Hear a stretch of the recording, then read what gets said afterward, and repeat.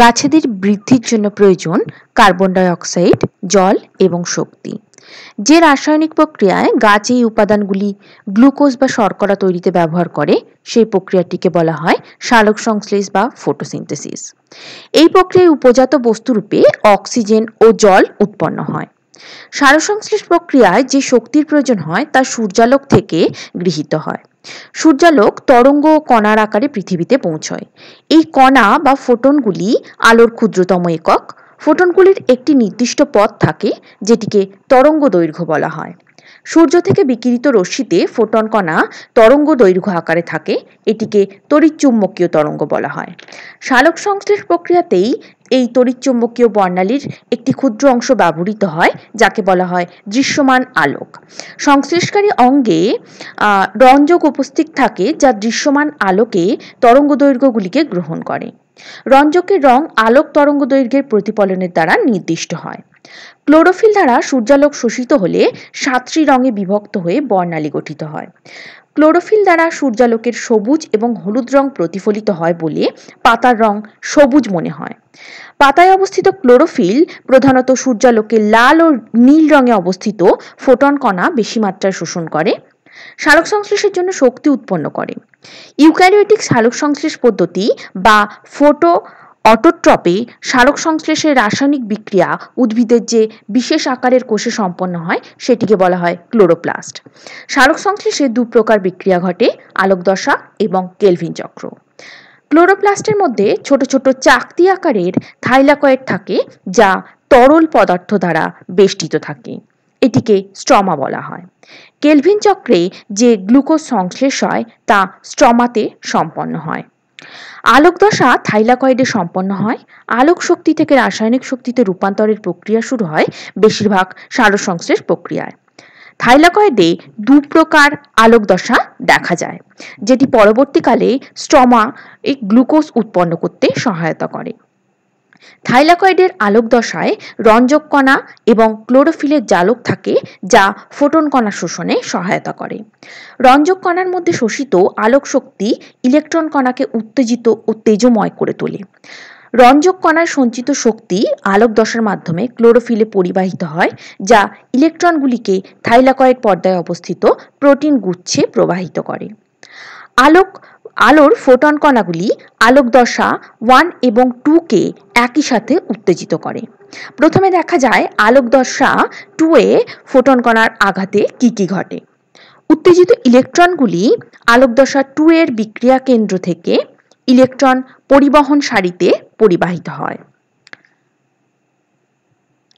আলোকদশা 2 এ যে ইলেকট্রনগুলি পরিত্যক্ত হয় সেগুলো ফটোলাইসিস বা আলোক বিশ্লেষণ দ্বারা প্রতিস্থাপিত হয়।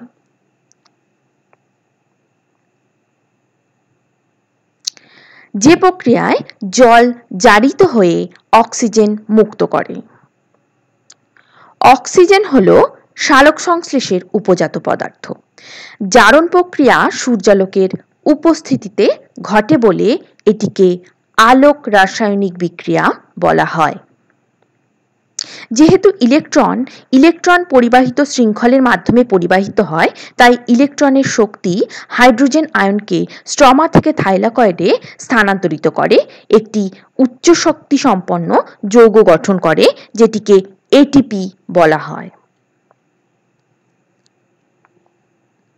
পাতার কোষে অবস্থিত যৌগ এডিপি সূর্যালোকের উপস্থিতিতে অজৈব ফসফেটের সঙ্গে যুক্ত হয়ে এটিপি গঠন করে। দুর্বল শক্তিসম্পন্ন ইলেকট্রনগুলি আলোকদশা 2 থেকে 1 এ স্থানান্তরিত হয়। আলোকদশা 1 এ কম শক্তিসম্পন্ন ইলেকট্রনগুলি পুনরায় উত্তেজিত হয় এবং ইলেকট্রন শৃঙ্খলের মাধ্যমে পরিবাহিত হয়ে পাতার কোষে অবস্থিত এনএডিপি প্লাস যৌগ এবং হাইড্রোজেন আয়নের সঙ্গে যুক্ত হয়ে বিজারিত এনএডিপিএইচ গঠন করে। যখন ক্লোরোপ্লাস্ট ফোটন, এনএডিপিএইচ এবং এটিপি গ্রহণ করে তখন স্ট্রমার মধ্যে বিপাকীয় পথ তৈরি হয়। এরপর আলোক বিক্রিয়ায় উৎপন্ন এটিপি ও এনএডিপিএইচ ব্যবহৃত হয় কেলভিন চক্র বিক্রিয়ায়।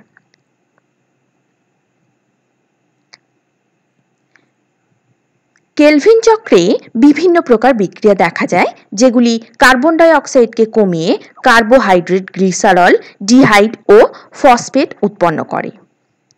এই চক্রের 3টি ধাপ আছে। প্রথমটি হলো অঙ্গারাত্মীকরণ।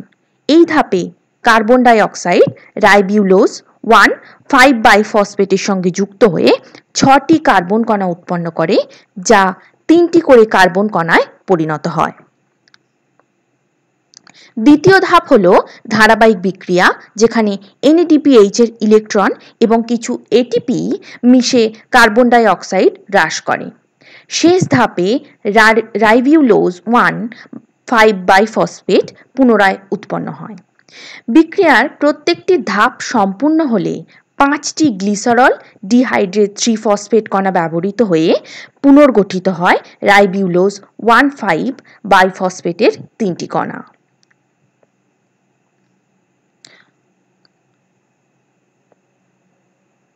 অবশিষ্ট গ্লিসারল ডিহাইড্রেট 3-ফসফেট ব্যবহৃত হয় গ্লুকোজ, ফ্যাটি অ্যাসিড, গ্লিসারল তৈরিতে।